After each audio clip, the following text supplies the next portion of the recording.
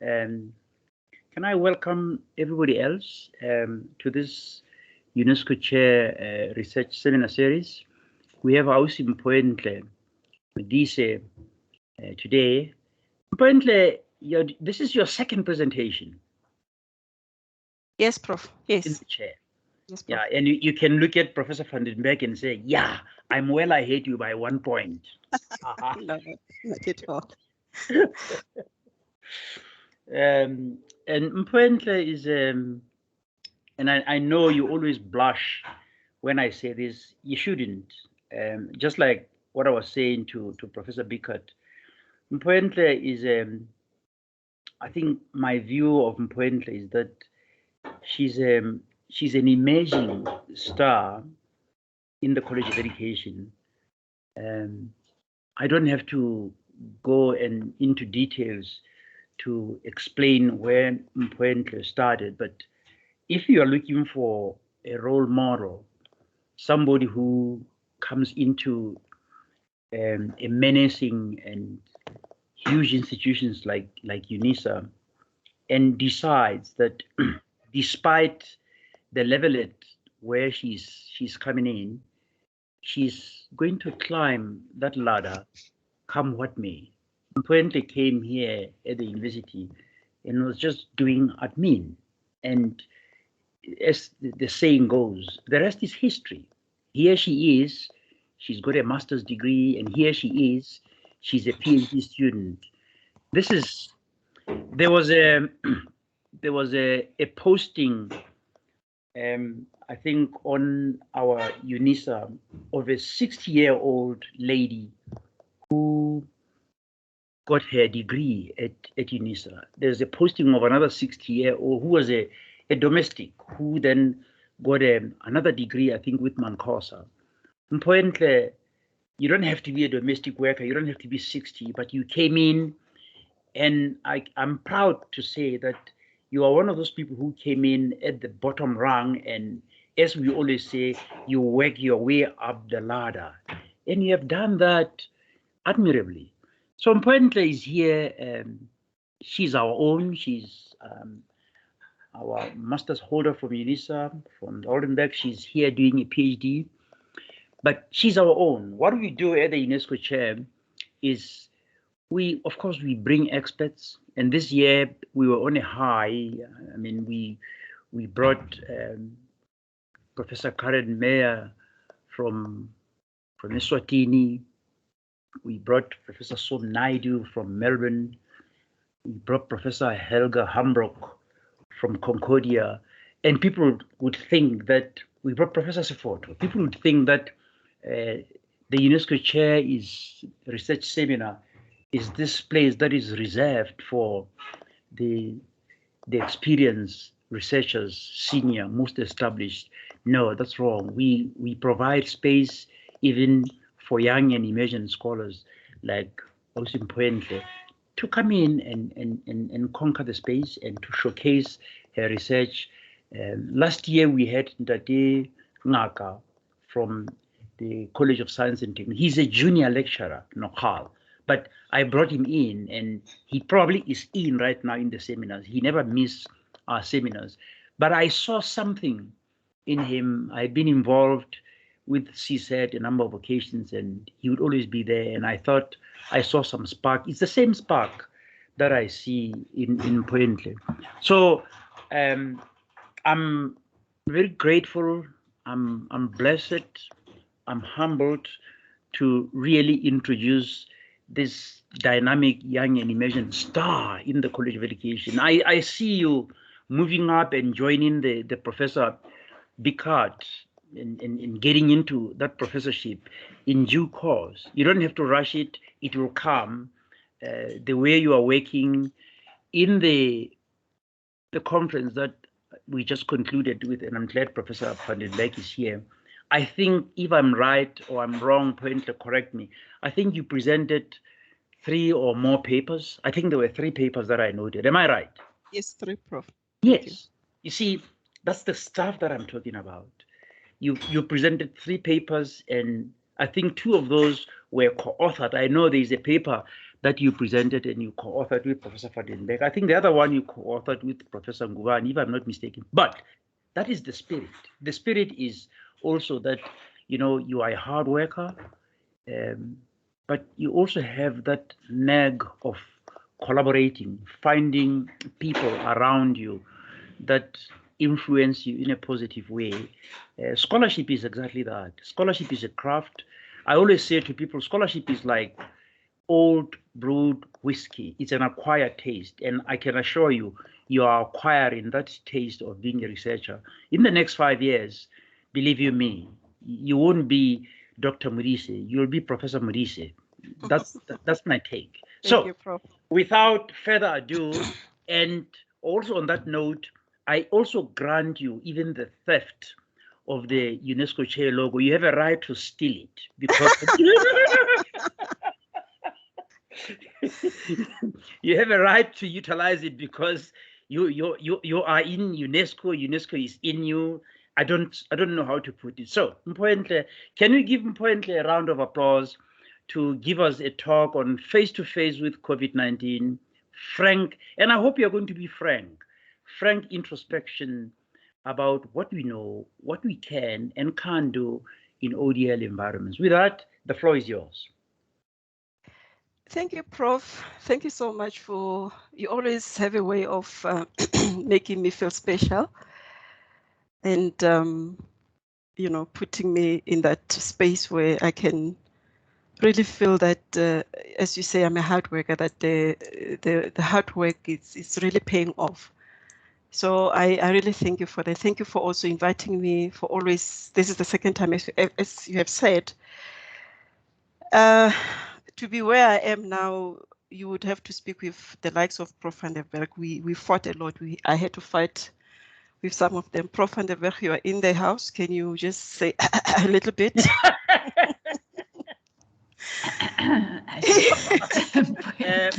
But I wasn't fighting with you, never, right? No, not fighting in that way. Fighting in the way, when a plant or a seed comes through the ground, and you were one of those people who are now, watering that plant.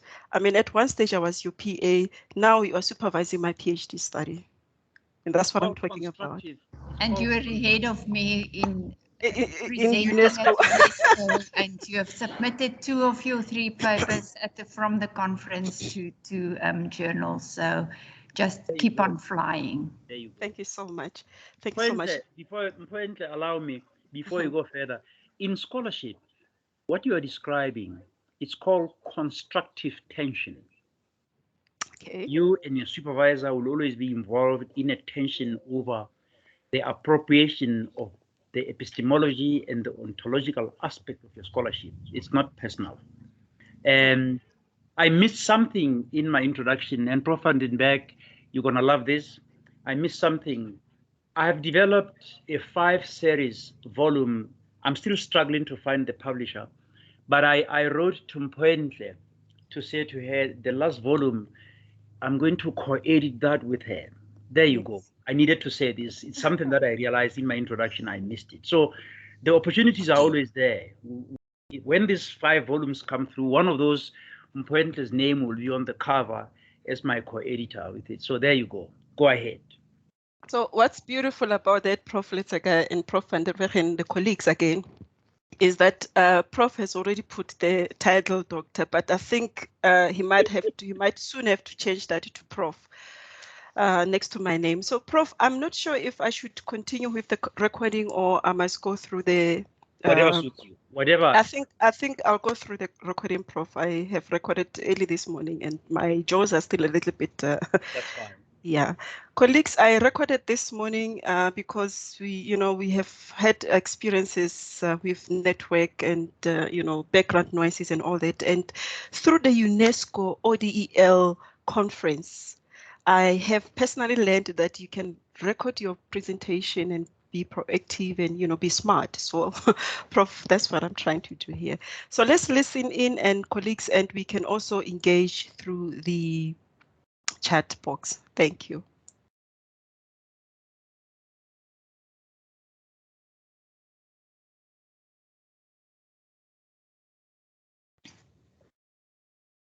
Also, probably not getting the audio. Yeah, the audio is not there.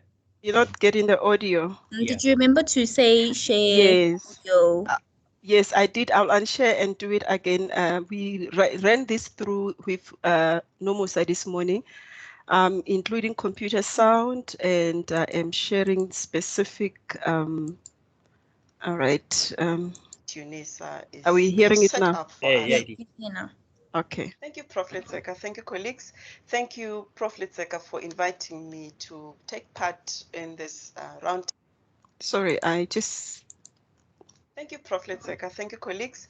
Thank you, Prof. Letseka, for inviting me to take part in this roundtable discussion, in this conversation that the UNESCO Chair on Open Distance Learning at Unisa have set up for us, for everybody that really want to participate, want to contribute.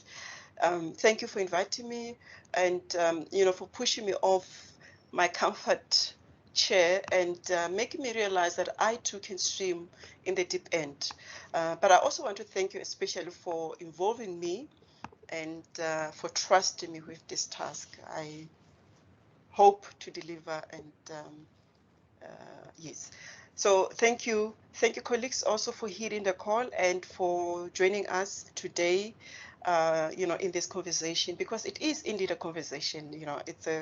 It's a place for us to come together, put our heads together, and come up with solutions. So, feeding off Prof. Letseka's presentation on how ODeL can potentially turn COVID-19 challenges and into opportunities, in which he sought to highlight strategic and sustainable ways of responding to the challenges posed by the outbreak of COVID-19.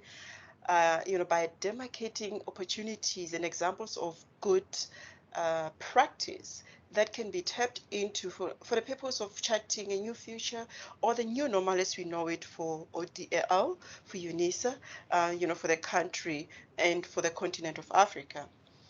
So Prof invited me to speak on the research that I've been conducting in the area of ODeL capacity building and staff development. Okay, I got my hand up. Specifically relating my presentation today to the challenges posed by the outbreak of the COVID-19 pandemic, and as well as the potential opportunities that arises. So colleagues, I will be presenting, partly what is based on my current PhD study, a little bit on the MOOCs and Eportfolio research that I conducted, and I think I can confidently say that three most important people have given me a go-ahead to present on my PhD, even though it's not fully completed. That is my supervisor, Prof. Geesje van der Berg, my COD, Prof. Michael van Wyk, and of course, UNESCO Chair on ODeL at Unisa, Prof. Letseka. They all approve, and I can assure you, Prof. Geesje van der Berg, that your thesis, or our thesis, will definitely be completed before end of this year. So colleagues, I am going to, as you can see, I'm using, many devices here.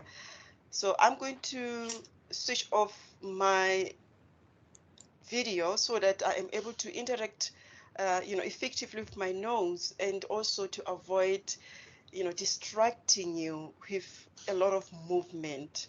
Thank you again for joining us.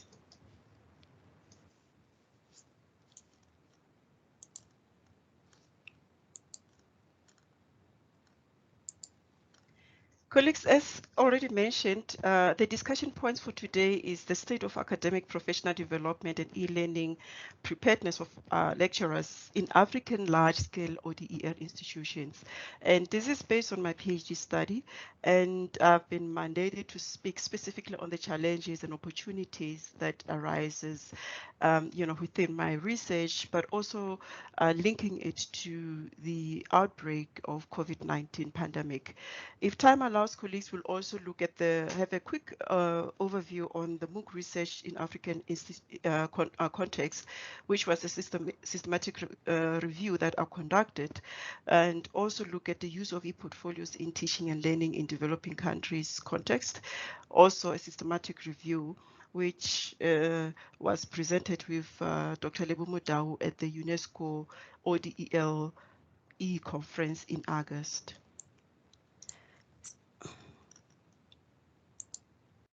I don't know what happened, but colleagues, what is important here is that with this presentation, we can pause and discuss if the need arises, so that it's not one person speaking all the time, because it's a conversation. Am I right, Prof. Lezeka?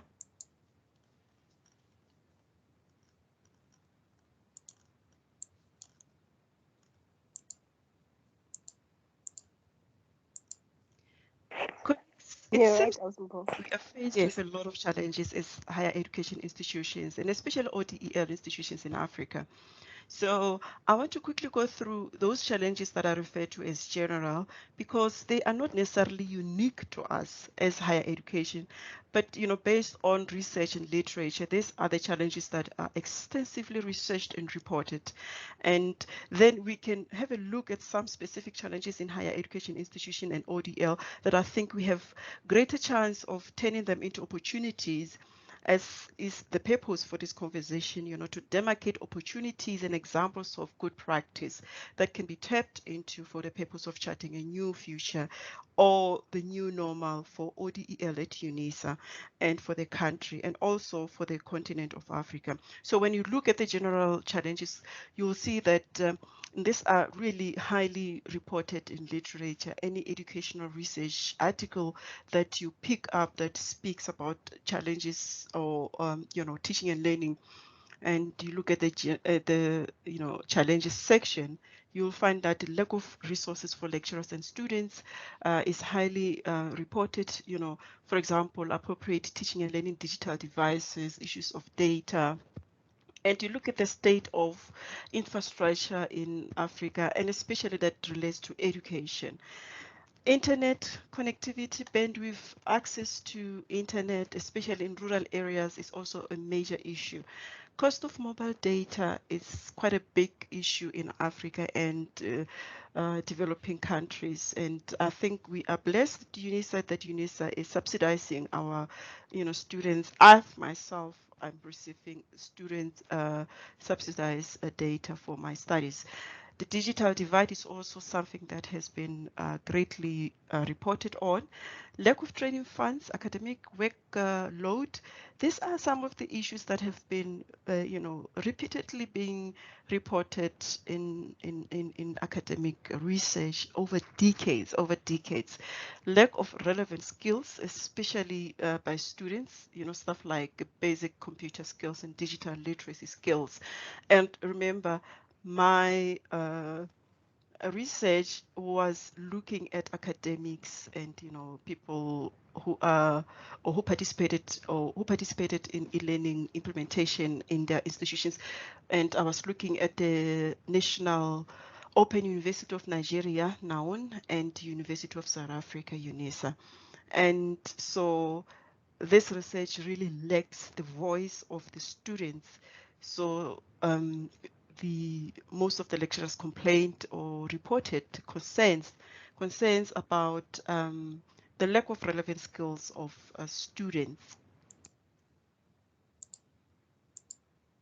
So in terms of the challenges that I think that are at the core of our business as higher education and ODeL, we look into how all this fit together and point to the leadership of higher education institutions. Lack of relevant skills. Our lack of relevant skills by higher education. So in terms of the challenges that I think that are at the core of our business as higher education and ODeL, we look into how all this fit together and point to the leadership of higher education institutions. Lack of relevant skills. Our lack of relevant skills by higher education academics is a big problem. It's really a big problem. And this really exposed us to the COVID-19 pandemic in unimaginable ways. We were caught totally unprepared, and this badly impact on how we teach and how we learn and how we support our students. That is the lack of digital literacy, lack of basic computer skills, lack of skills in designing learning materials that are relevant and appropriate for online learning environments. And so one of the major issues with lack of skills in higher education is that we don't audit or monitor or even evaluate our skills. So the leadership don't do that, and even at personal level or individual level, we don't do that. And this means that basically that our leaders don't know the state of health of their institutions. If you don't service and update your technological systems and machinery, I don't understand how we expect to perform at the level that is expected and, on par with other universities within the country, within the continent, and globally. And for example, I'll give you, for example, when we talk about Eportfolios, one of the modules that I used to teach used to have Eportfolio element, and we used to use Mahara. Mahara platform it's a very nice platform, believe me, but a lot of colleagues will disagree with me on this because our ICT was not updating Mahara, In 2020, when I left for my R&D leave, we were running Mahara, version 1, whereas the whole world were already on version 19. So from version 2 to version 19, the whole 18 versions, and I don't understand how we can expect that we could work with systems that are not properly serviced, that are not upgraded. It is really a disservice to us colleagues, academics, and then again, lack of relevant skills speak to the fact that if you don't know what skills your institution have, then your work, the skills or the training skills and programs that you are going to put in place are definitely going to be irrelevant because they're not going to speak to the real needs, because you don't know the real needs out there. And one of those examples is our leaders implementing a new LMS during the pandemic, whereas people were still struggling with basic computer skills, basic skill of switching. Or for example, you'll see now what other participants or colleagues were saying about this lack of basic computer skills. And this also links up with our recruitment practices. And there is really a need for us to rethink how we approach training and development of academics in higher education, both at individual and also at institutional level.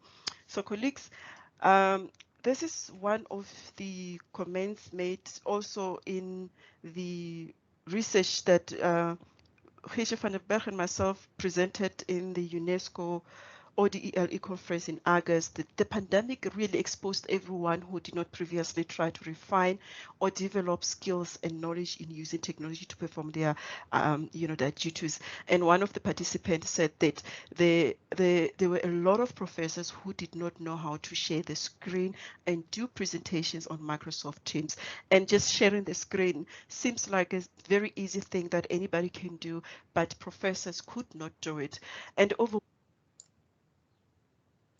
overwhelming increase also, colleagues, in training requests that were received by CPD, for example, was also, you also see that the IC departments were also inundated with requests for basic functions that people should have ideally mastered to do by themselves way before the COVID-19 hit us, and especially in ODeL institution, or rather ODeL institution that we call ourselves. And remember, colleagues, that our institution officially implemented e-learning in around 2011, 2013, between 2011 and 2013.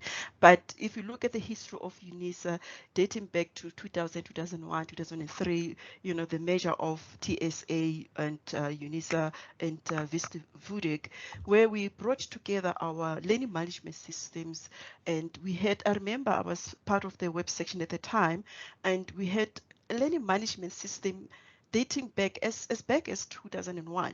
We used to call it Students Online, SOL, SOL for Student Online. And you will see that colleagues said that they were overwhelmed with training requests.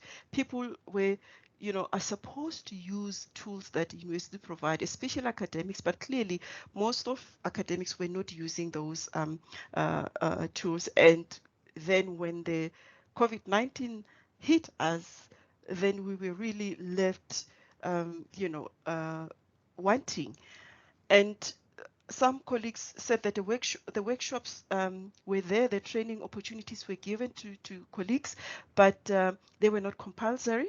And that one would say, if an institution is not, if training is not compulsory, then how do we as an institution make sure that people are prepared for e-learning? The university's learning management system has always been there, but it wasn't compulsory. So we see that things are just being put there, but are not made compulsory for lecturers and other colleagues to use. And therefore, even the training to use this LMS was not compulsory. That is why we found ourselves wanting during the COVID-19 pandemic lockdowns. And somebody said there that I think we underestimate the age factor, because if you look at the age of some senior lecturers and professors in other colleges, they struggle to do the required technological jump. So they still feel comfortable using paper-based material. And somebody said our university's lecturers are very old. That's what it is, and this links up with our you know, recruitment practices. And somebody also said it's very difficult for people to try something new and to learn something new. And then this person says that that it's very difficult to teach an old dog new tricks, and that they are actually calling this person's department the SASA department, because, you know, most of them are quite old. And I think the College of Education is one of the colleges at Unisa that is said to have quite a number of old professors, old academics, old lecturers, old senior lecturers, old teaching staff, basically. And when I asked some of the questions, excuse me, colleagues, some of the questions I asked was to check how would we rate ourselves in terms of our preparedness for the e-learning. And one colleague said, if you asked me this question this time last year, I would have said 3. But, you know, now I would probably say 8.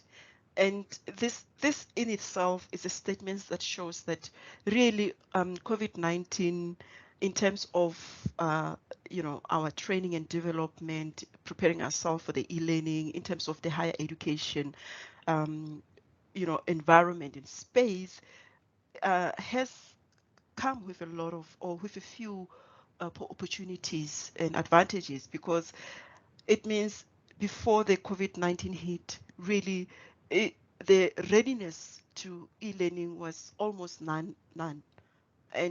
But when the COVID-19 hit, people really managed to get themselves, you know, training and acquired a few skills to participate effectively during the pandemic, to support students and do their work. So colleagues, one of the major mistakes we make as institutions or higher education institution is that we don't consume our own research products. Higher education institutions are not learning organizations, and although I was requested to speak specifically on the, sorry colleagues, I don't know what happened there. So colleagues, one of the major mistakes we make as institutions or higher education institution is that we don't consume our own research products. Higher education institutions are not learning organizations, and I don't know if we were ever learning at one stage, we were learning institutions or learning organizations rather. But there is a wealth of information, suggestions and recommendations in research that Unisa staff alone produces. And this includes wisdom about practice, policy, community engagement, you name it. And we don't consume our own products. We don't consume our own research products. A learning organization is defined by Governor as an organization skilled at creating, acquiring, and transferring knowledge, and at modifying, most importantly, at modifying its behavior to reflect the new knowledge and insight. So with a lot of information, the large amount of data that we have, I think we are skilled at creating and acquiring this information, but not necessarily at using it to modify our behavior to reflect that, we are now enlightened. And so that is one of the challenges that face us as higher education. And then again, higher education lack futuristic thinking and scenario planning. Prof. Lesaka, you remember in the previous presentation by Dr. Oko from University of Pretoria, I think it was the gentleman there, I can't remember his name, he also mentioned an issue of scenario planning, that Unisa do not have scenario planning. And this is also, I pick up from this research that we don't prophesy into our futures. And, meaning that we don't know or understand our vision, the vision of the institution. Otherwise, we'll run with the current trends and see and how we are faring. And, things like mentoring, the number of retiring professors, the skill drain that professors, retire, and there has not been proper handover, proper training or transfer of skills, to the new and coming academics. And for example, in my current study, out of 20 participants plus 8 pilot participants, only 3 mentioned 4IR. In this time, in the midst of the pandemic, people are not even thinking how we can align ourselves with 4IR. Out of 28 people, 3 people mentioned 4IR. And as I have mentioned, that I'm still working on my PhD, so I want to go deeper and find out what exactly the mention of 4IR was about. And I hope it will be for a deeper, much deeper, thinking. Lack of continuity of leadership. Colleagues, we find ourselves in an environment where each incoming leader, brings their own new ideas and discuss whatever project or whatever ideas that were there. And this, whatever good work that had been put into place become a waste. Whatever resources that had been put into place become a waste, because this new leader wants to be seen to be doing something new, something great that is affecting the progress of higher education institutions, and especially ODeL institution. And the issue of training, teaching and learning versus research, I think this is also highly researched and reported in literature. I think higher education institutions still don't know which one comes first, and or how to pair both key performance indicators for academics. Lack of policy development, lack of policy implementation, and continuous improvement of policy is one of the issues that were mentioned in or I observed through the conversation with my participants. And especially policy education and policy awareness, the same as the tools that the colleagues said, we have working, we have the training workshops available. We've got the tools available. They are there. But the institutions is not training people how to use them, is not making them compulsory for us to use. So the same applies with policy. People are not aware that they're doing some of the things or tasks that are doing, they're not aligned with the Unisa policies. And I don't know whose responsibility it is at this stage to really educate and make people aware of policy, and also to continuously improve policy. In terms of consultation and collaboration with key stakeholders, I'm a little bit conflicted there as a researcher, because in my college I know that there's been communication. I've seen emails from Prof. Magano and from other colleagues with requests to contribute to policy and put get our input into refining policy. So, but this is what the participants at the University of South Africa and the National Open University of Nigeria are saying, that there is a lack of consultation and collaboration with key stakeholders, especially academics, into development of policy, and there seems to be a top-down approach of decision making when it comes to that. And also we see that there is a lot of politicization of education in higher education, and the difference between us and Nigeria, as I have picked up from the conversation I had with the colleagues there, is that they seem to be immune, or they seem to have some level of freedom and immunity against the strikes and unions. So they don't, even if students were to have a national strike like we had previously, many strikes here at South Africa, that it doesn't affect the running of the university and the programming of the university. So I don't know how we're going to deal with that, but that is some of the challenges, colleagues, that are facing higher education institutions, and especially ODeL. Although I was requested to speak specifically on the challenges, and opportunities, but as you see on this slide, colleagues, that I think we spent a lot of time speaking, about the challenges of this, challenges of e-learning, challenges of professional development and training of academics in higher education, digitization, challenges of, change management, this and that. And if you look at the challenges of e-learning, this is just a sample of quotes from my current study. If you look at the challenges of e-learning, you've got 106 mentions of challenges of challenges related to e-learning, and versus looking at the benefits of e-learning, you only have the you've got 41 mention versus 106 mention of versus meaning of challenges versus mentioning of benefits. So we spend a lot of time talking about what is not working, what is not going well, and although I understand that we can't come up with solutions without knowing what the challenges and the problems are, but I think we should move now to a place where we say, okay, we know now what the challenges are. Let us now come together and find solution to the specific challenges that everybody is so much aware of. And also, in terms of leadership, you will see, colleagues, that the institutional leadership also had a bit of attention from the colleagues or from the participants. And again, the issue of monitoring and evaluation of institutional skills was something quite,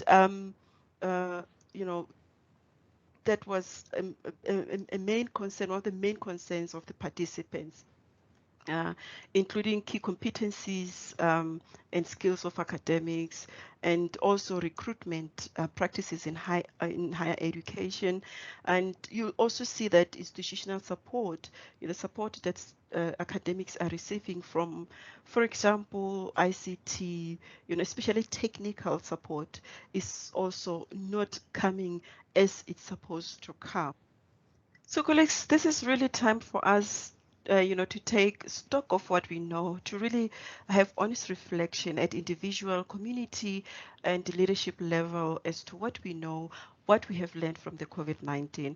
And when you look at the opportunities that are there in terms of professional development of academics and e-learning preparedness of academics, this opportunities are directly linked to the challenges. How do we then turn the challenges into opportunities and also good practice in terms of training and retraining? We need to look at what we know, what skills do we have, and this includes those people who are responsible for training and development of academics. It includes definitely ICT people also. ICT, we need to engage the CPD and ICT people and sit down, because as you have seen that the COVID-19 increased training requests. So we need to find out which skills needed more attention. And I believe that the CPD and ICT people needs to be engaged. They need to come to the table and say, look, this is the kind of information we were requested. This is the kind of help that our colleagues, our academics needed from us. And this is how we think we can go about dealing with this issue so that in future we don't find ourselves unprepared. We've got an opportunity to support our students better, both internally and externally. When I talk about internalized student support, I'm talking about our own personal attitude towards our students and their needs and the way we view students. As an admin person, I've always heard how most academics will complain that our students don't read, students come from rural areas, they don't know how to use computers, they don't know, they have not been prepared for higher education institution. While some of those are true, but our students come to us so that we can take them from a point of not knowing or having no skills, have no knowledge, to that level where they have that skills, and then we can successfully release them into the workplace. But if we continue complaining about their lack of skills of this, lack of skills of that, I think we need to start looking at our own personal attitude towards our own students. And also externalized student support there. We need to look at using various digital tools and resources to support students, and that means going back also to the drawing board and figuring out what skills do I need as an individual person, and maybe what skills do we need as a collective that will help us to be able to support our students better. We need to respond to the research that we produce. We need to start consume our own research products. We need to stop paying a lot of money to people to come and tell us what we already know, what we already have produced. We need to implement those recommendations in those MND thesis and dissertations, those research articles. We need to bring it back home and say, this is what we know, and let's start using this information to change to modify our own behavior, to change and impact our own performance. And issues of monitoring and evaluation of skills, we need to come to a point where we know real return on investment, because Unisa is paying a lot of money for training. I really don't believe that we have lack of training funds at Unisa, especially for academics. For myself, I've seen Unisa pay plus minus 60,000 rand for me to go to study with UMEC, but I didn't see Unisa coming back to me and saying, Mphoentle, we sent you to UMEC to study. Tell us what you have learned. Show us how you can transfer the skills to your immediate colleagues in your department, or probably perhaps in the College of Education. Plow back what you have learned. Nobody has ever come to me to ask me that, and that is the problem. Also, our recruitment approaches in ODeL need to be looked at. There's an opportunity there to look at them. Policy development, also there's an opportunity for us to do better also on that in that regard. So colleagues, in terms of the MOOC research that I have been busy with, that Prof. Letseka just got me into it, and Prof. Letseka, you'll be happy. I know you know that you have once received my draft article for critical reading. That article is now sitting in one of the journals for peer review. I'm hoping that I will receive feedback soon. But in terms of that, and also the systematic review research that we conducted together with Dr. Lebo Mudau on Eportfolios, the use of Eportfolios in teaching and learning in African or developing countries context. There's not much difference in terms of the challenges and opportunities. We see that the level of awareness and understanding of e-learning, MOOCs and Eportfolios is really a concern. And we see that there's a major institutional attitude towards that adoption of e-learning, you know, of using Eportfolios. And I don't know whether there's you know, critical realities based on our infrastructure, our, you know, access to internet and everything else that we have already discussed, or maybe they are just excuses for us to move forward with technology. Lack of original research on MOOCs in Africa by Africans is something that I've picked up. When you do a systematic review normally, or any type of literature review, normally you'll receive quite a lot of information, obviously depending on the topic or the subject at hand. But with MOOCs, I really struggled to find information that, you know, research that is done by Africans in Africa. Most of the research that I happened to you know, come across was from, you know, outsiders using Africans, you know, testing their MOOCs and, you know, or collaborating with Africans. Also, lack of institutional support for academics, you know, in terms of training, in terms of technical support, ICT, digital and online systems and platforms, was also quite a big, you know, thing that came from those two research projects. And colleagues, also in terms of the MOOCs, the opportunities that we see is that we can create awareness about MOOCs. We can create MOOCs that teach students to solve problems in their communities, that speak to the real problems. And to do that, we need to go back to the baseline research where we look at what problems are there, you know, how we can then use MOOCs to solve those problems.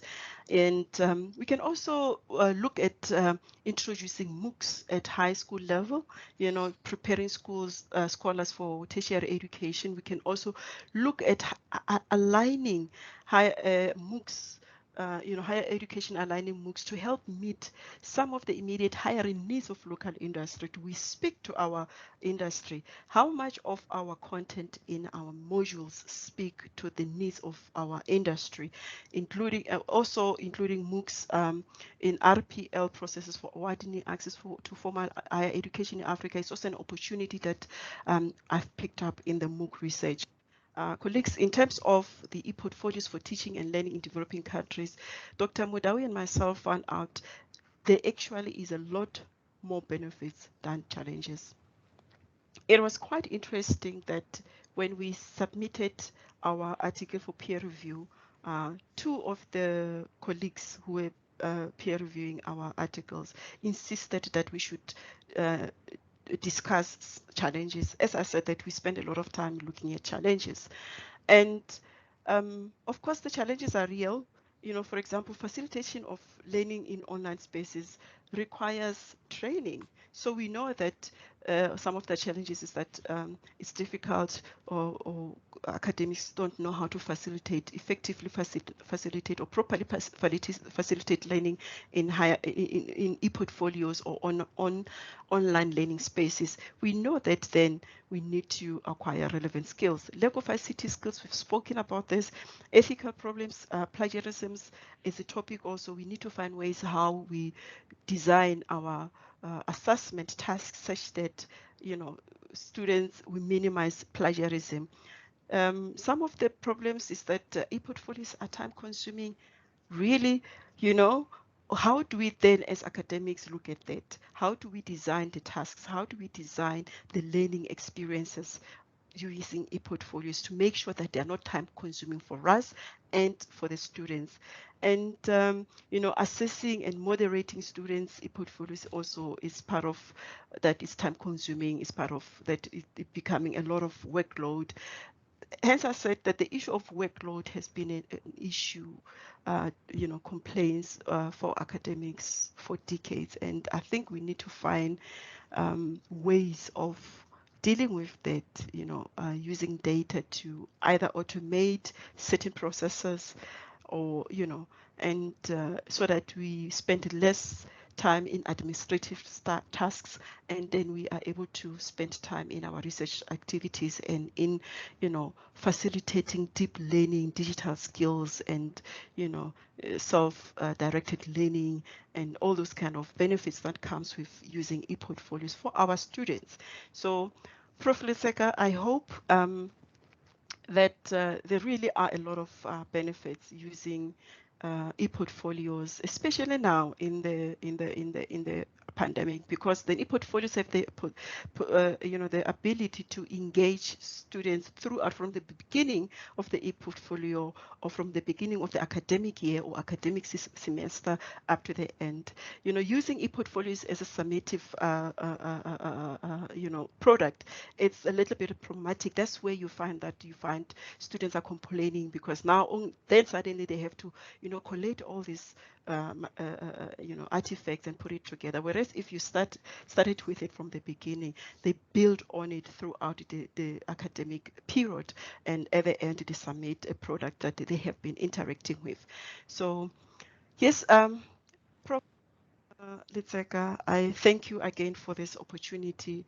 And I believe that we can have conversations and questions and, you know, discussions around these issues. I thank you.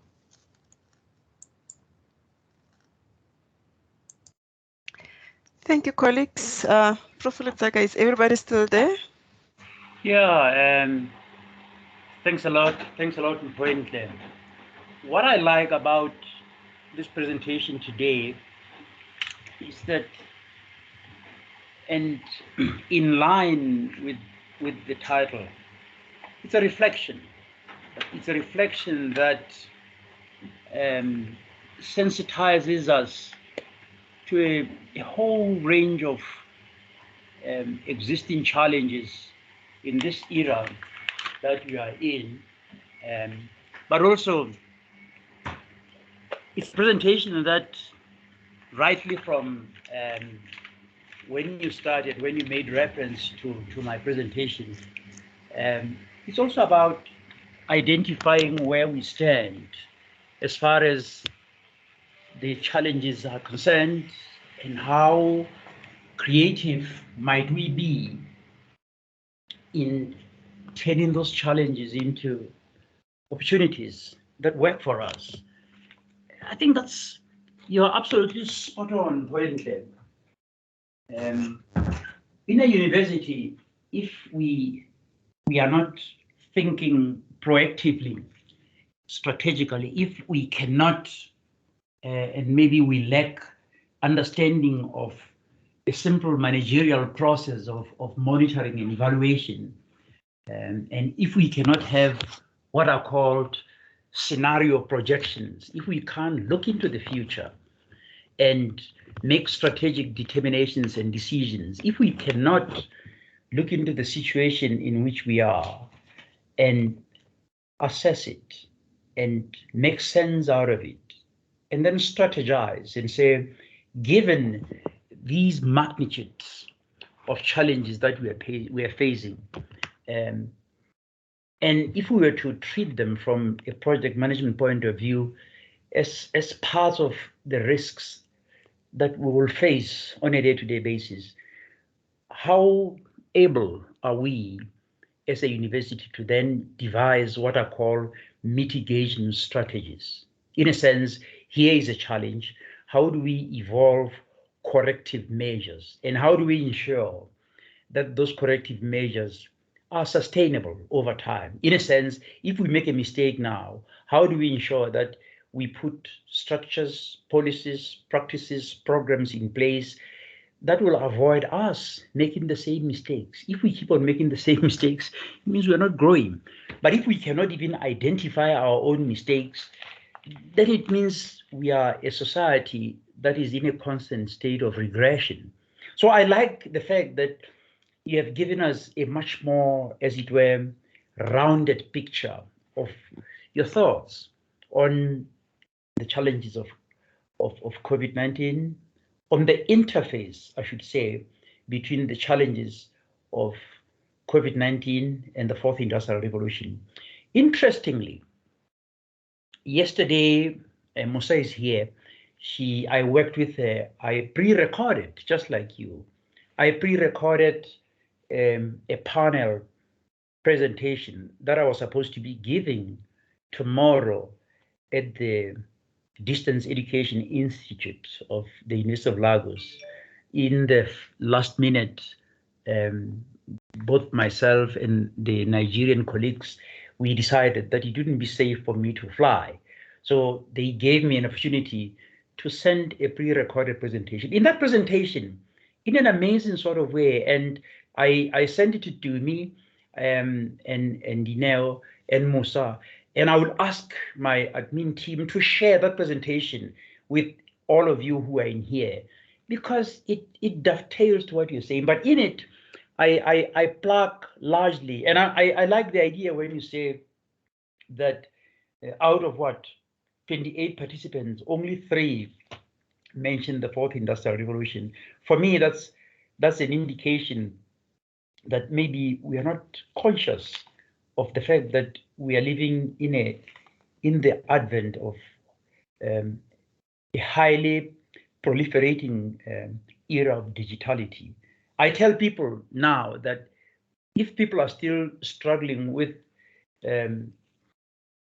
3G and we're supposed to be into 4G, in China, Huawei is rolling the 5G technology. So it means the East is already way ahead of us. And if we cannot think about the manner in which technological advances in the form of digitality are advancing more rapidly than we think, we can't make progress. In my presentation, I spent a lot of time talking about the fourth industrial revolution. I actually taught of the many revolutions, from motoring to the outburst of internet, but that where we are in a state of digitality and connectivity. We're operating at the cyber level. And if we can't keep pace with that, surely as an ODeL institution would be failing in our mandate. Anyway, I just wanted to mention that. You then raise one of the issues that I thought I could relate to. When you talk about Mahara and how it's such an obsolete, it has been allowed to be such an obsolete device. For many months now, I've been invited to speak as the holder of the UNESCO chair and to address the executive management Mahotla of Professor Makanya. One of the things that I lamented was how at Unisa we were so hung up on Sakai, and yet the world around us was moving in and adopting more efficient platforms. It seemed that at Unisa there were some people who benefited from us using Sakai, which was really an obsolete platform. And I'm glad that Unisa has now moved on, that we are now rolling out the use of Moodle. And I've been singing Moodle everywhere, and I can assure you that one of the executive directors at Unisa took me to task and basically tried to argue with me that there's nothing wrong with Sakai. And I said, there's everything wrong with Sakai. The challenges that our students are experiencing in my Unisa at the time when we were using Sakai were a manifestation of the simple fact that some of us are not aware that technology is changing. I don't say we should be fashionable, but we must be very astute about what's going on around us. So in that presentation that I'll ask Musa to share with you, I spent a lot of time talking about the fourth industrial revolution elements. I plugged on a whole aspects of, for example, artificial intelligence, blockchain technology, the Internet of Things. People This is the world that we live in. If we can't be part of that world, then I don't see how we can deliver this thing called distance education, because we need to be masters and grasp the technology that we have. It's important that we become aware that technology is here with us, and you are either in or you are out. If you are in, you'll then flow with it, but if you are out, you're going to live in the Stone Age era. Now, Mphoentle, I thought I would take you to task. You mentioned in your presentation, and you didn't elaborate, but it's one of your concerns that education is politicized. And I want to provide an alternative view. I think you are saying education is politicized, and you are seeing that as a problem. And maybe it's a view, it's a perspective. But hey, education is a political act.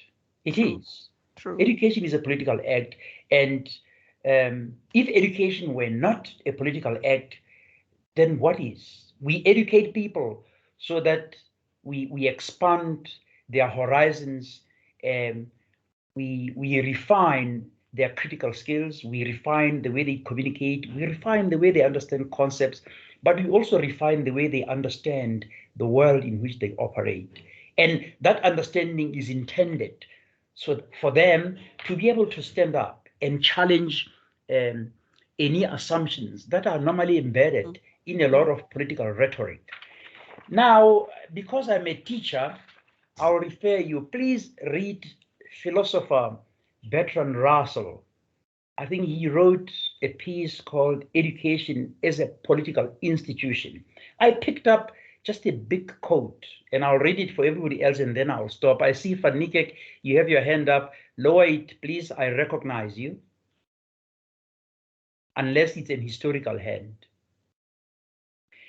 Russell says, education should not aim at a dead awareness of static facts, but as an activity directed towards the world that our efforts are to create.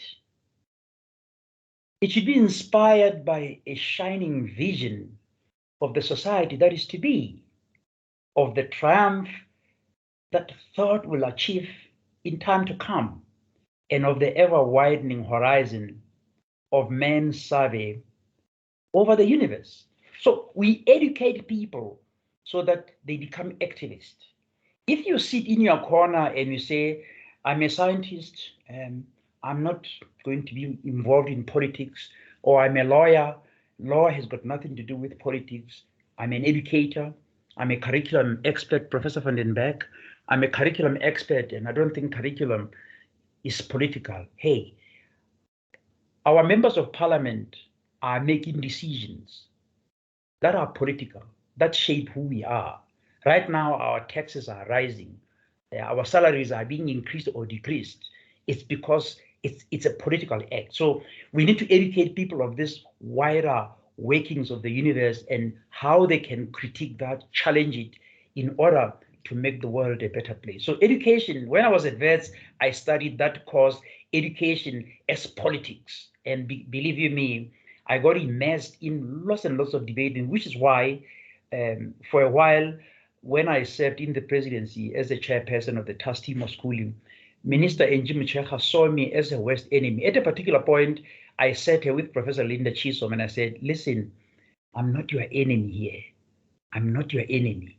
I'm bringing research data to help you see what's wrong with education. I'm here to help you so that you can resolve the challenges that are there. If you listen to me, we'll make this department and its offerings better because I'm bringing research. Let's engage research. Research points to where we should improve. So I hope I've made that clear. I'll now invite Dr. Marikanyo. You must pronounce the name better.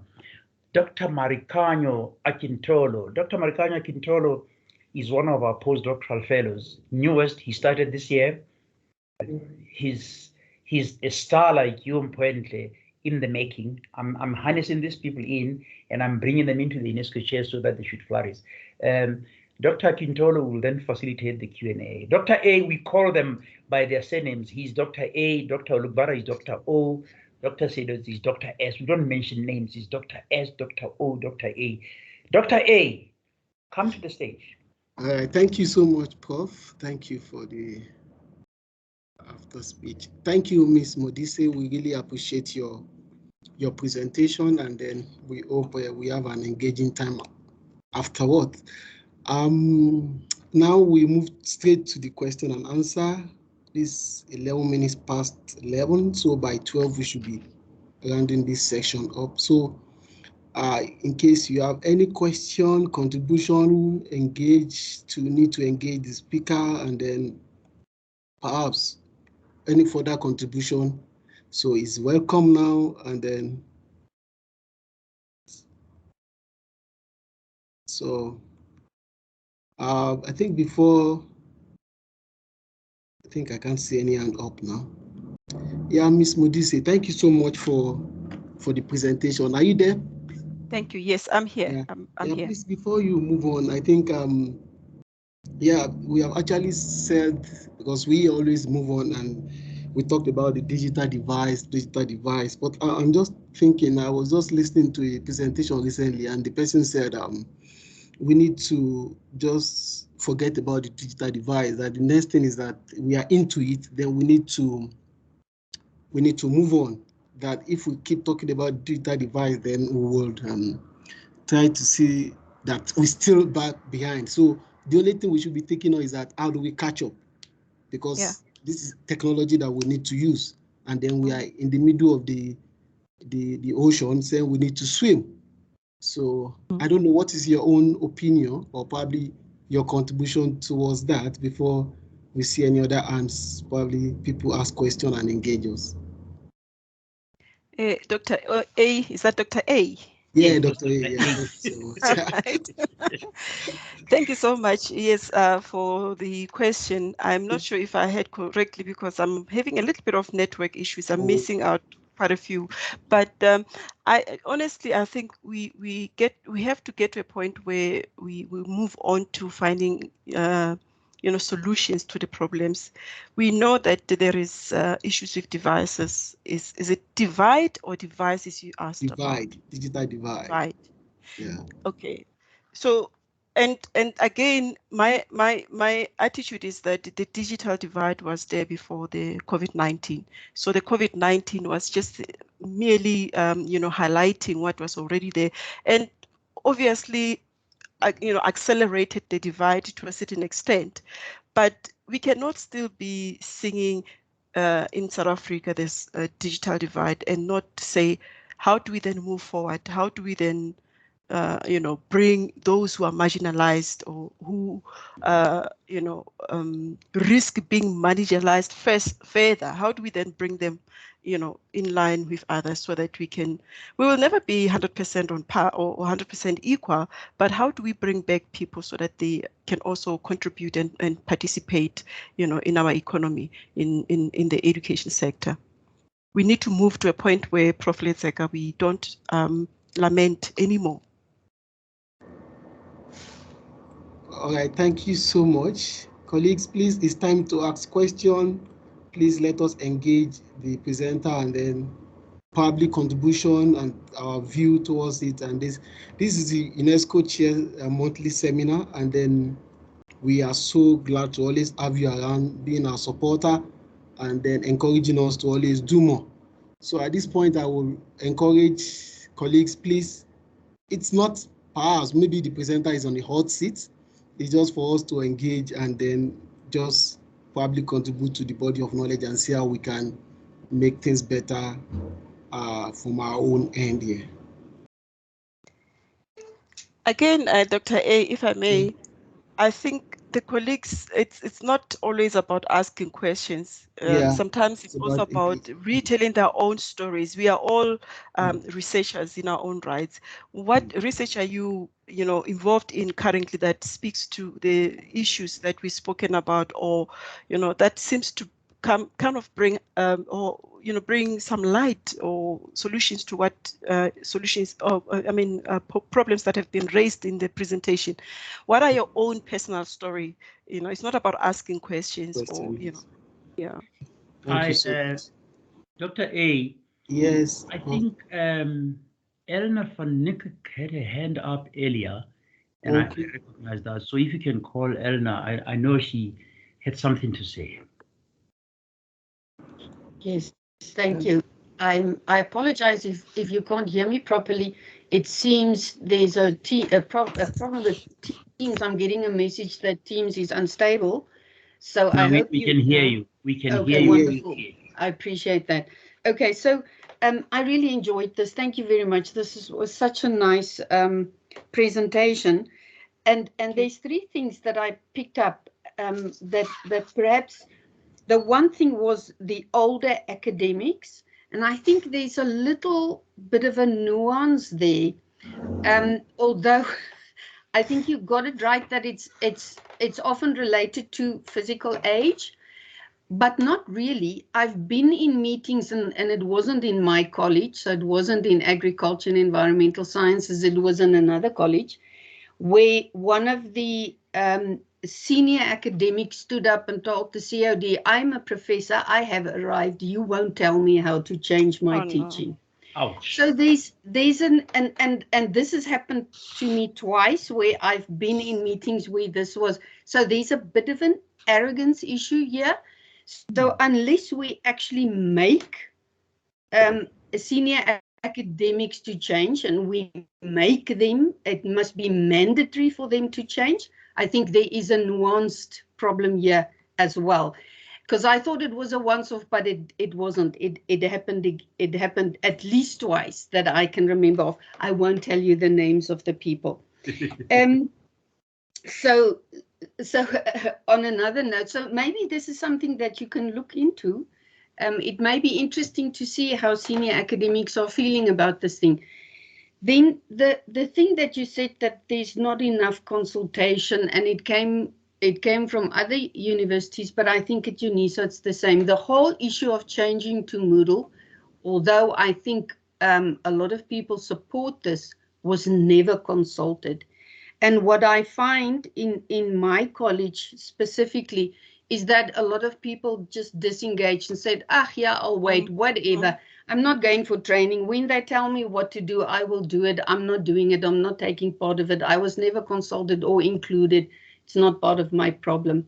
So consulting people to get them on board is actually more important than we realize. If we want people to be part of the change and not part of the problem, we need to engage them and consult them. And then the other thing that you brought up that I thought was so important, and we forget that, is that, yes, students come to Unisa unprepared. They're not digitally literate, and I'm one of the older, so I'm supposed to not know what I'm doing, but I'm getting a lot of students younger than I am that really do not have the digital skills. So that must become part of our curriculum transformation. So if you as a lecturer don't have the skills, get it, and then make part of your curriculum, then teach it. So if you want to run your practical session on Teams and you're not a fay with Teams, learn how to use it and then teach your students. It's part of your curriculum. And that is something that we really need to get more lecturers at Unisa, more academics at Unisa to realize we're not only teaching content, we're teaching skills as well. Thanks. I really enjoyed your presentation. Thank you. Thank you so much, Prof. If I can just interject there, Prof. Letseka. When I just joined academia in 2018, so I'm still quite a new coming star, as Prof. Letseka says it. So at the beginning, when the module that I took over was Eportfolio that used Mahara, Prof. Letseka, and I was excited. I wanted to, I think Prof. van der Berg was still the COD at the time. I wanted to impress her, show her that I can learn this stuff, I can teach with this stuff,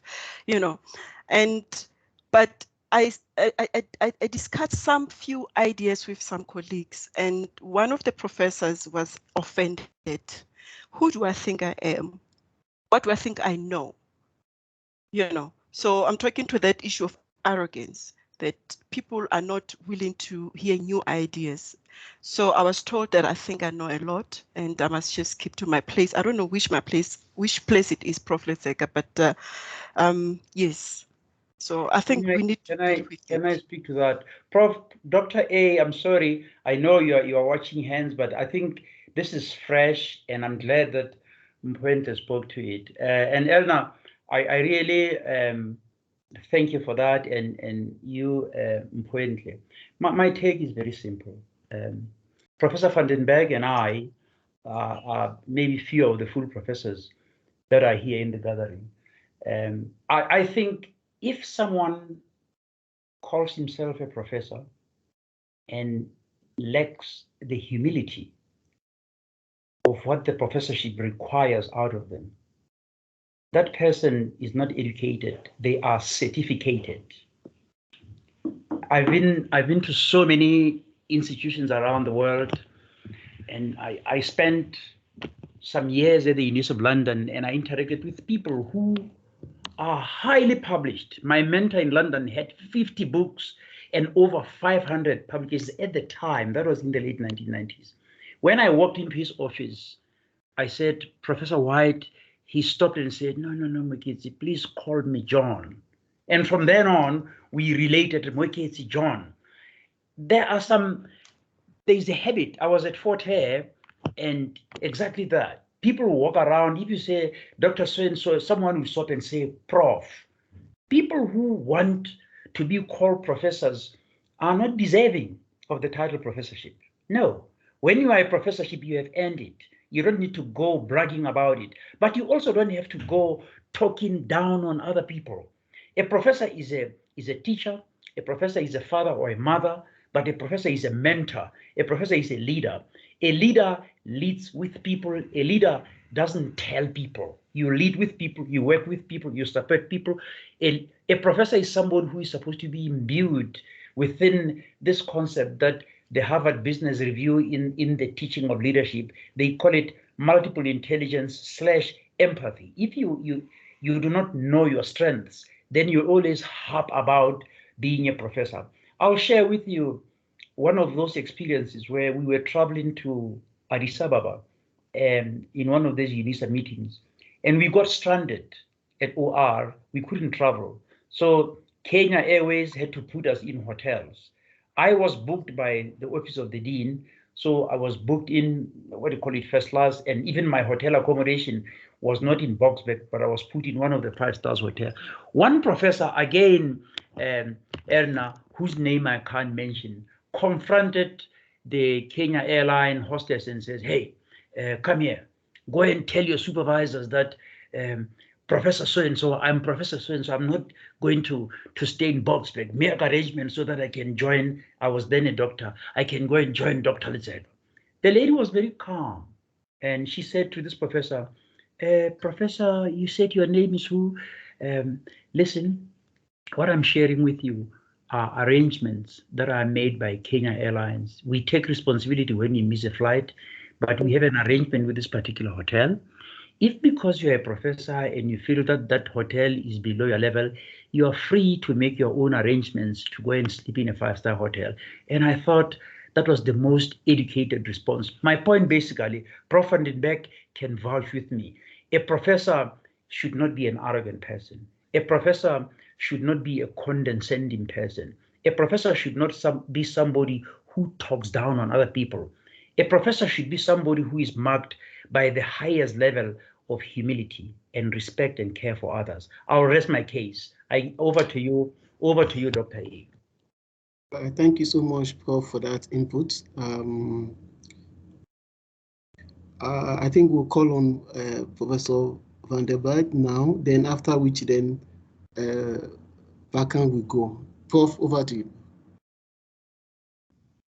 Thank you, Doc. Thank you, Prof. Letseka. Where do I start? Maybe just to concur with you that I think the most important professors in the whole world are the most, how do you say it? They are the humility people who are, Anyway, let me move on to Mphoentle. Mphoentle, congratulations. I'm really proud of you. I think it was an excellent presentation. Thank you. I think we all enjoyed it because it's so close to home. There are so many issues that we can identify with, that we can really, we know that these challenges are real, and thank you also for moving beyond the challenges, also looking at opportunities and benefits. And I think this is our responsibilities to work on those opportunities and to make it better, not only for ourselves but also for our students. I want to just touch on quickly your issue on skills. One thing that I know our students lack are the necessary skills, the skills to learn online, to write exams online, to go online, to use the LMS to, for instance, look at additional resources on the LMS, etc.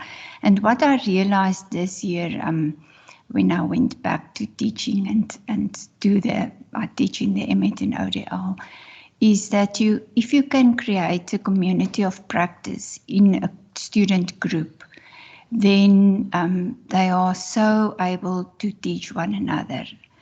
And this we have seen in our discussions. We have compulsory graded discussions, and part of it is that students are just so willing to help one another. Also, they've got WhatsApp groups and they are teaching one another. So we shouldn't underestimate those student skills that they can teach one another. So maybe there's a kind of a solution that we also have to, and this also goes back to pedagogy, of course. If you have got a model where you teach very behaviorist and you don't allow students to communicate, or you don't create that kind of community, then there's no opportunity, of course, to help students to co-teach and to also teach one another.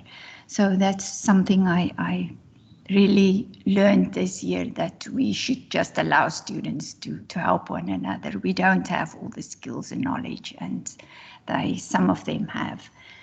Secondly, just quickly, something that I was curious about, you were referring to the skills of, and now I'm going to the lecturers. Did anyone, when they were talking about skills, did anybody refer to pedagogical skills they were lacking? And now I'm just maybe sharing my own issue, and this is the whole thing of teaching in a behaviorist way, where you have still an old study guide and you just post it on the LMS and you teach students, and you don't have really small chunks of information that I believe that how we should teach is really to teach in lessons and to have regular assessments and opportunities for engagement, etc. Did any of these lecturers or people from who are busy with continuous professional development refer to those skills that lecturers need? And I'll stop here. Thank you. Okay, thank you so much, Prof. Thank you. To be honest, remember, you're my supervisor. I'm still interacting with the data. But so far, I think most of the academics admit that they need to refresh their own knowledge of the content that they teach, and that also they acknowledge that teaching online brings different opportunities and challenges. So even though they know the subject, but teaching that subject in an online environment is something different. So most of the discussions were more on digital skills and yes. Oh, okay.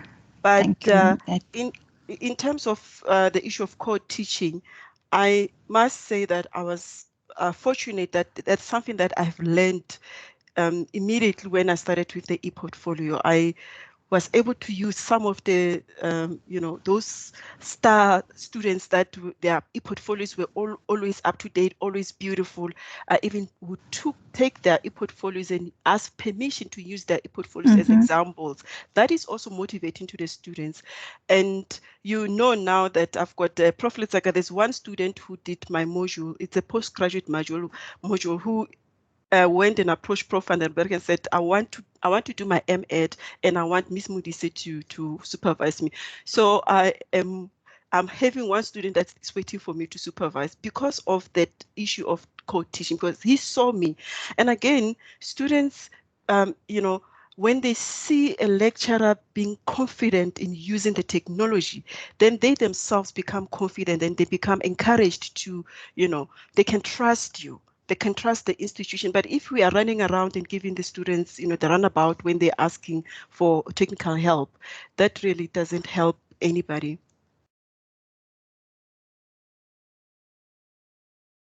All right, thank you so much, Ms. Modise, for the response, and thank you so much, Prof. Also. Bakang, please, are you there? Is it Prof or Doc? Hey, hello, Doc. Yes, I'm here. Yeah, thank you so much. You can take the floor now. Thank you. First of all, thank you so much for a beautiful presentation. I'm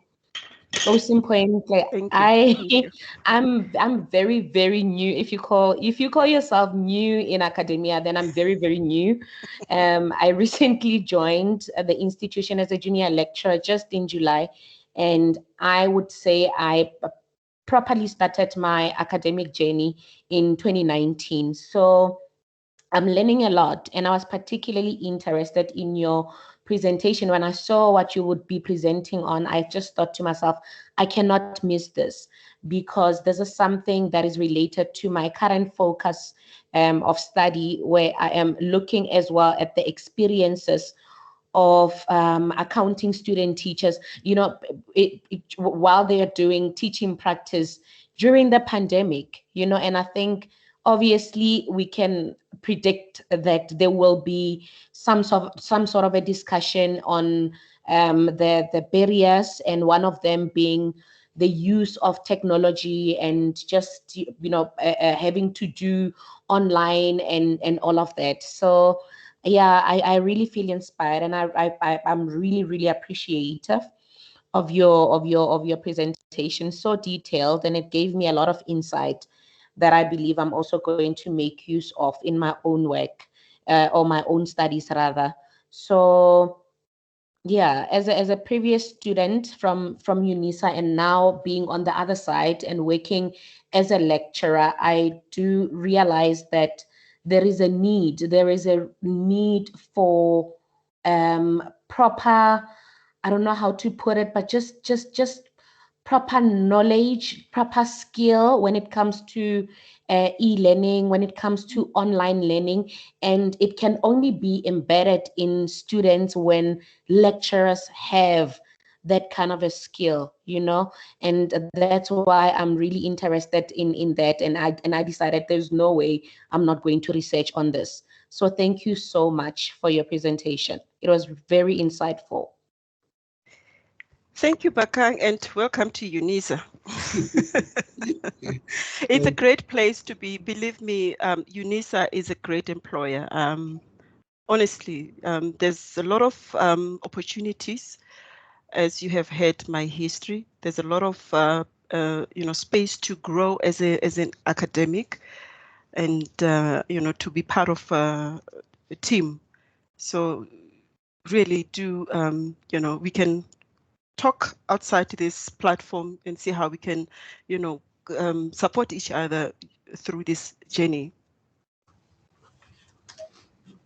All right, thank you so much for that. I think Lebo, I saw a hand Lebo, then after that Mutsatsi will come up. Lebo, please, are you there? Yes, I'm here. Yeah, so after you, then Mutsatsi will come up. Lebo, you can take the floor now. Thank you so much. Okay, thank you. Good morning, colleagues. And thank you, Prof. Letsaka, and thank you so much, Mphoentle, for a wonderful presentation. We are very proud of you in the Department of Curriculum and Instructional Studies. Thank you. My take on this one is that how we manage change as an institution. Yes. If I were to respond back to your presentation. We can have all kinds of ideas as the institution, as the management, but what I've noted is that manner of approach goes a long way, especially when we implement changes. It's very important that we need to go back or actually talk to the people who are implementing the change, and also make sure that we go back to them and find out how is the change affecting them. Because given an example that there were Eportfolios were at some point implemented at Unisa. And if we can check today, many lecturers have actually withdrawn from using Eportfolios. The reason being they experienced challenges. They couldn't receive the change that comes with Eportfolios because they were not really prepared well in advance or prepared in the process, or actually given the support as they continue. Because many a time we would like Eportfolios that are being used by through Mahara and so on, but we forget about our own context as an African perspective. Does Mahara really work for us as an institution, or as actually maybe I would say as a country? Because we adopt most of the things from other countries, but we fail to contextualize them within our own space. Hence, I would always say change, yes, we all want change, but how we receive change is something else. So for me, I remember when we were doing our systematic review, me and you, we came across one of our findings is that there are changes, or when changes comes in, we don't necessarily involve the people who has to implement those changes. So for me, it's very key that we need to empower people with the necessary skills. And coming to the issue of pedagogical skills, Prof. Van den Berg, as you indicated, I want to share my experience. Before I joined Unisa, I was working at a TVET college as a lecturer. Fortunate for me, I had pedagogical background because my tertiary institution, I've been doing education as a qualification. Then I worked with people who came from different industries, be it working from a motor industry, but they have experience of fixing a car, but they do not have experience of teaching students. So pedagogical skills are very important. And for us to be able to actually club them together with the digital skills and other skills that are required. So what I can say is that you cannot give students what you do not have as a lecturer. That is I think you stole that from me. Yeah, I wish. Thank you. Thanks. Dr. A. Thank you so much, Lebo, Dr. for sharing with us and with you, Prof. Thank you, Prof. Dr. A. Please. Yes, Prof. Can you tell Mphoentle that in Nigeria we say native? Thank you for that, Prof. So I think we'll go to Motsansi now. Are you there, please? Yes, I am. Yeah. Thank Right, you. Thank you for the opportunity. Mphoentle, I'm proud of you. The session was very informative. Thank you. And I wanted to listen more and more and more. But what strikes me is that we keep on saying we must have digital skills. If the people, the leadership at the top, they don't have digital skills, I don't think we're going to win this. I'll make an example. I think Professor Mohapi came up with something and very few attended, and people were going to benefit from that workshop. But people did not attend. And number two, we came up with something from the, let me not say from where, because I'll be quoted when I come out from here. We wanted to automate our training for students to run with times. But guess what? Because the top don't know about it, it was shot down. So what I'm saying is, if we can win the top people, maybe it will work. We'll keep on preaching here and nothing will happen. And even tomorrow, our students will be like this. Even our academics will be like this. I call them 100 times to trainings to enable them, but they came out as raw as they came in. I'm sorry to say it. Thank you.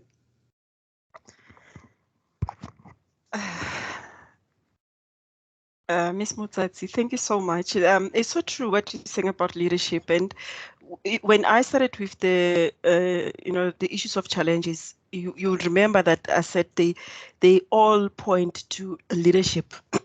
Excuse me. And even the issue of, the technical tools that are placed for academics to use, the decision to choose those particular tools, the academics are not involved.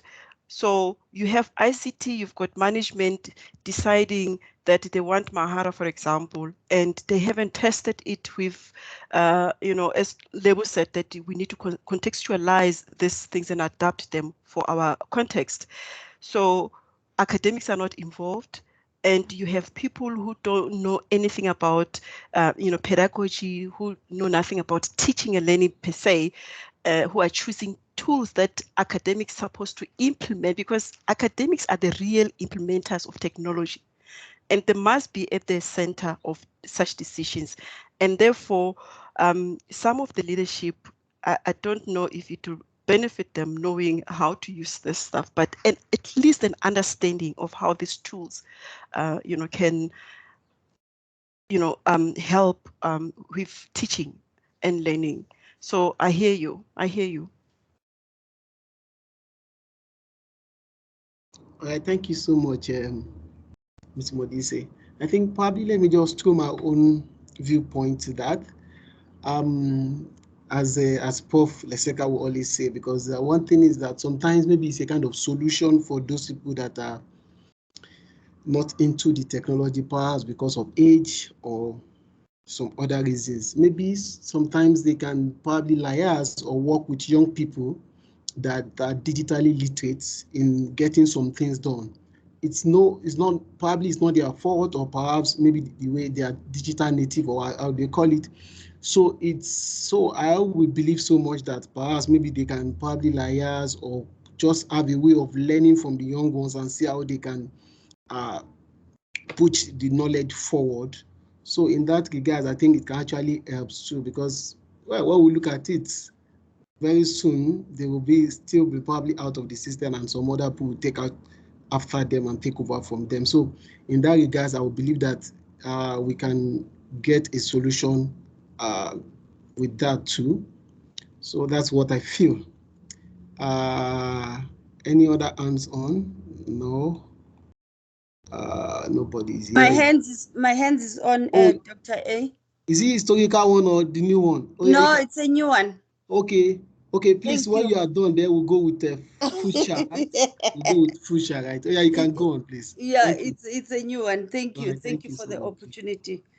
I just want to say regarding matching them or partnering them with the young ones.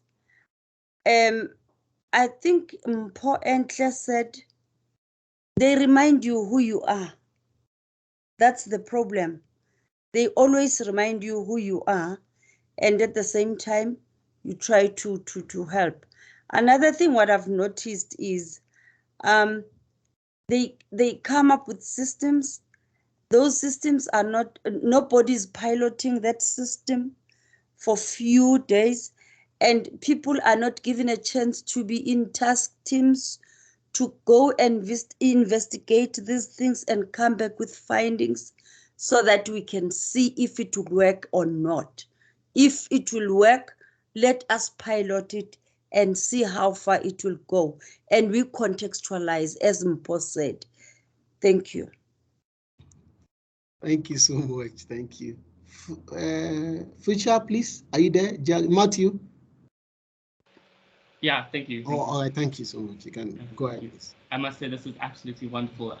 There is so much insightful information from this, and it's fantastic, the input from all of you.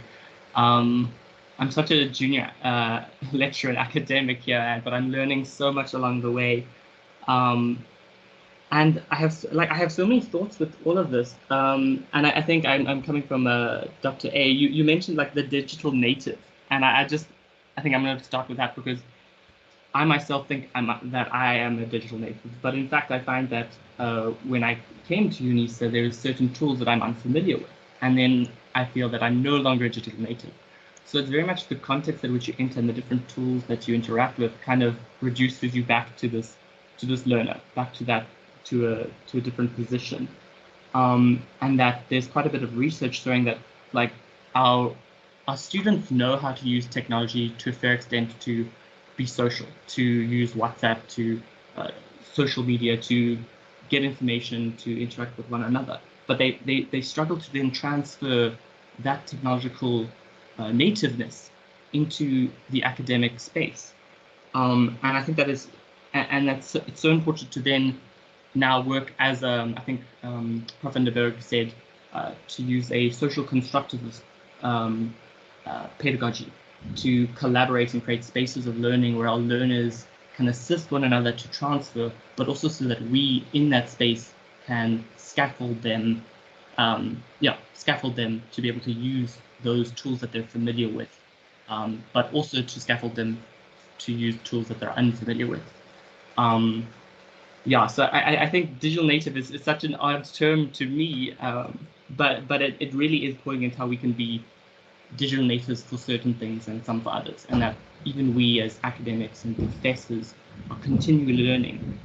And that also brings me to the other point that I think someone mentioned, something about, it was about a growth mindset. There was an immediate thought was the growth mindset. Our lecturers may not have this growth mindset that we as facilitators or lecturers are trying to teach our students to be self-directed and growth mindseted learners. And that our professors now need to almost be taught how to be in this growth mindset. There's so much. I could talk on and on about this, but this has been really so informative and really wonderful. One of the questions that I did have for you, Dr. Mphoentle, was in thinking about frameworks around, digital literacy and the skills that are lacking. My immediate thought was, well, there's this digital divide, as even Dr. A and you yourself, and I think everyone notices this huge digital divide, and how do we bridge this divide, and what frameworks can we possibly use to unpack and then mitigate this divide or this issue of lacking skills? And I thought of the Fraser's social justice model, which I had only learned this year while doing my master's. And I'm wondering, in that idea, it includes the economic and the cultural and the political issues that our learners and even our lecturers then face in using technologies to teach. And a framework such as that perhaps is something that we can then look in as researchers and tuitionists to kind of reframe how we can make the learning, instead of being, how do we say, affirmative and basic, but making it transformative, and that the learners are then the creators as well in the learning process. That they're not only just learning and building knowledge, but they're creating it themselves and contributing, which then also relates to perhaps learners creating OERs, which further develops Unisa and the institution. There's just a million thoughts that come from all of this. I just want to thank everyone. It's been fantastic. But the question that I had was, what frameworks or theories have you looked at that seem to kind of assist in mitigating any of these challenges, or what we might call opportunities for innovation? I don't know if you could share any frameworks or thoughts on that around there. Can you repeat the question? The frameworks for doing what? Sorry. Yeah. So for transforming the learning space. so I think some have used what's it now? The community of inquiry. Yes. Yeah. Community of inquiries is one of them. Teaching presence. Which one is that? But the theory. Remember, my current study is about professional development and technology adoption. So the theories that I'm using specifically for this study is frameworks for adopting technology in higher education. I'm using UTAUT, and I'm also looking at e-learning readiness models. How do we bring academics to a level where they are ready? How starting with looking at the current skills, auditing and monitoring and evaluating the current skills, to then bringing in the intervention of training, so that then we can prepare them to be ready to use the digital tools and to participate in online learning spaces. But in terms of frameworks to deal with digital divide, if I understand you very well, I am not much knowledgeable. I don't have information right now, but we can also have this discussion, Matthew, and look at what other frameworks we can use. But if colleagues in the meeting right now, you've got any information, please, this is the time for us to to communicate and help each other. Okay, thank you, Ms. Modise. Yes, according to what Ms. Modise has said, please, colleague, if you have anything to add to it, and then, but I don't know, for my own part, I'm just thinking, is it possible, because most of this model, they are built for a time, and then in the system where maybe the technology, it's more advanced, as Prof actually said, like some are using probably 5G, and then probably we are still battling with 3G. Even in some community, there are still connectivity issues.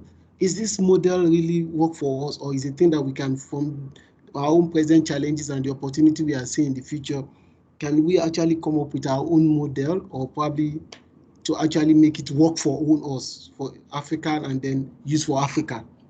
So I don't know, I'm just thinking about that too. So I don't know if there's any contribution from our senior colleagues that are perhaps in the house. So we see how we can move from there. While we wait for people, please, Ms. Modise, I would like personally to appreciate you for your time, for coming forward to do this presentation for us. And we at UNESCO Chair, we're actually happy to have you. And then for all other participants, we say thank you for always being there for us, and then for showing up in this monthly seminar. We really appreciate you, and we didn't take you for granted. And then we hope by next month, when we have another one, we'll still see you around, and then perhaps you help us share the link to other members of the academic community. Thank you so much. While we wait for that contribution, we have 60 minutes to go. So maybe perhaps we take last question or contributions or all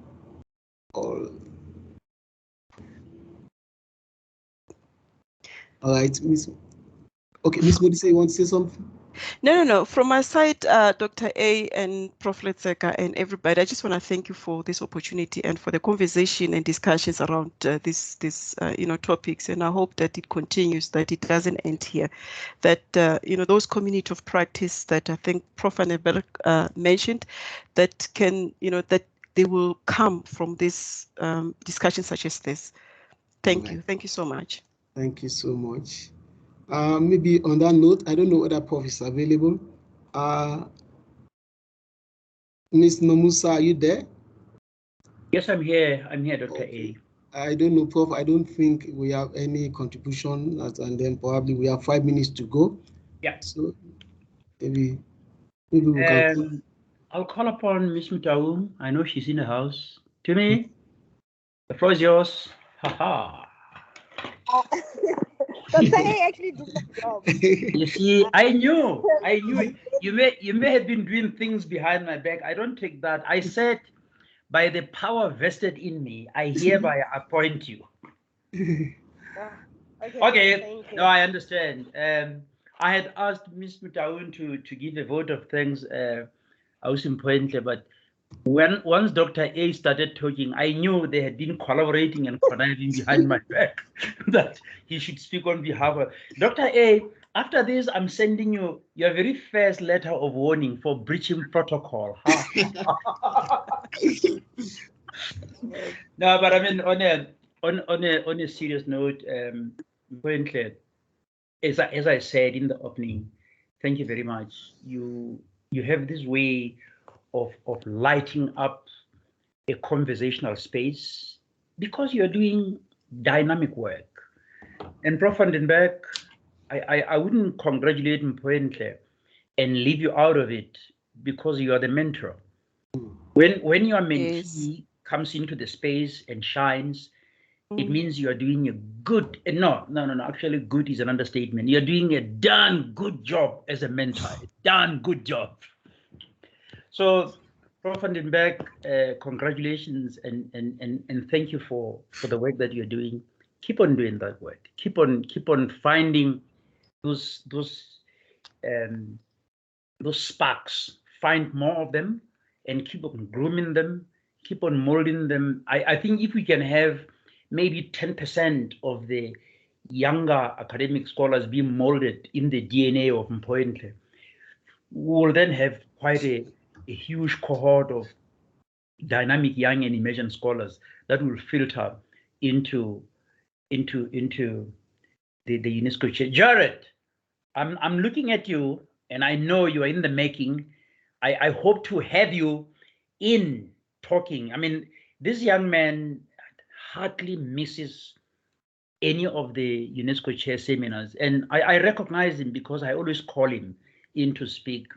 Don't be surprised in 2022 when I send you a letter and say, come and talk to us about your research. Ha ha ha ha. You'll be caught napping. But yeah, we are very grateful for that.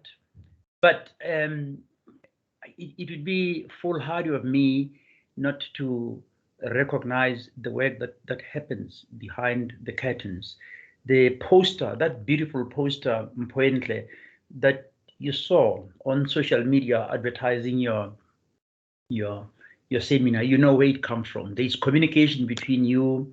There has been constant communication between you and the UNESCO Chair Secretariat. I've got these two young ladies. They are my daughters. All of them, I refer to them as my daughters. I'm their father. These young women are doing a sterling job. Their job is to always contact the person who is coming in, solicit the necessary information, the theme, the sort of brief synopsis of your presentation, your profile, and then your photo. And then they have a way of taking the UNESCO chair letterhead and putting all that information in. So everybody else who has been here will know that they have this trophy, which is a poster that said they gave a talk at the UNESCO chair. This is actually our certificate of presentation. If you have that, if you have presented, Prof. Vandenberg, you have that. I have 3 of those because I started this. I've done 3 presentations in the 3 years that the UNESCO chair has been in. So thank you, ladies, for the work that you're doing. I didn't see Dr. O. Musa, was Dr. O in the house? Dr. O is in the house. In the house, yes. So I then want to also extend my word of thanks to my postdoctoral fellows. I'm blessed. In the past year, I had Dr. A, Dr. O, Dr. Lubara, and Dr. Sieletsu, who has completed her tenure, and she's back at the Botswana Open University, but she continues to be part of these seminars. And now I have Dr. A. My team of postdoctoral fellows are quite dynamic people. I don't even want to tell you how much work so far I have co-authored and co-published with Dr. O, And I'm doing the same with Dr. A. He's just beginning to get his foot on, and by the end of this year, mid next year, don't be surprised if I tell you that we'll have published 3 or 4 papers. I drive them to the wall. The postdoctoral fellows, as a matter of policy at Unisa, are required to submit 2 research outputs in a year. I've pushed the envelope a bit higher. I said to my first cohort of postdoctoral fellows, if they can give me 4 up to 5, I'll be happy. And last year, I can tell you, both Dr. O and Dr. S completed 4 research outputs, including travels globally to present papers in Scotland, in Victoria Falls, and in Dublin. And that's what we do at the chair. We galvanize, we harness. So I want to also extend my vote of thanks to my postdoctoral fellows. But then I should close up by really thanking all of you. You guys are the patriots. I already made mention to Jared. There are lots and lots of you who are always here. Elna, these are people that are always coming in, and you are so loyal to the UNESCO chair. And there's a reason for that. This is a platform where we create magic. We bring scholars. We bring young animation scholars like Mphoentle. I mentioned when I started that we had Professor Helga Hambrook from Concordia University in Chicago. We had Professor Som Naidu from Melbourne in Australia. And we have Professor Karen Ferreira-Meyers from Eswatini. Last year, we closed the session with a presentation by the UNESCO chair on multimodal learning at the University of Northwest, my colleague and partner in crime, Professor Jaco Olivier. So we are trying to bring in a lot of people. Professor van den Berg was part of the team that presented 2019 or 2020, but she's been there. So even within Unisa, we recognize the work that is happening, and we invite people to come and share. This is the platform where we debate, where we engage, where we share, where we cross-pollinate, and where we network. And for that, all you loyal patriots who are always supporting the chair, can we all go to those electronic hands and give ourselves a round of applause? We need to do that. We no longer do it in person, so we are electronic now. I need to see those hands. Motsatsi! Motsatsi is born before technology. She doesn't know Yebo. how. Yebo. I need to see your hands. Not that one. The clapping. Hi, Wena. that one is for the traffic officer when they want drink in Kentucky. Thank you. I've been clapping all the way. Right. So on that note, all of you, thank you very much. In the next seminar, we have Professor Musa. Remind me. Professor Jenny Roberts. Professor Jenny Roberts is coming in to give a presentation, and in November we are closing up with Dr. Selezo. She'll be making a presentation from the wonderful city of Botswana, Gaborone. So these are the sessions that are remaining now to close off the year. So next month is Professor Jenny Roberts from the College of Education, and then in November it will be Dr. Mabale Selezo. So with that, watch this space. We are live. Every month we make sure that we meet here, we share ideas. Thank you very much, and please look after yourselves, stay safe, don't go to the malls, do online shopping, let them deliver, and when the food comes in, sanitize it before you open it. Delta and others, even though we are vaccinated, Delta is still there, and it's my responsibility really to urge you all to continue to be vigilant and be safe. And please, I don't want any of you dying of COVID complications. I need you to be here again next month so that we can have this conversation. With that, bye-bye, and thank you, Prof. Thank you. Thank you, everybody. Thank you. Thank you, everyone. Bye. Thank you, everyone. I'm the general, so I have to wait until each one of you have left before I can close the hall.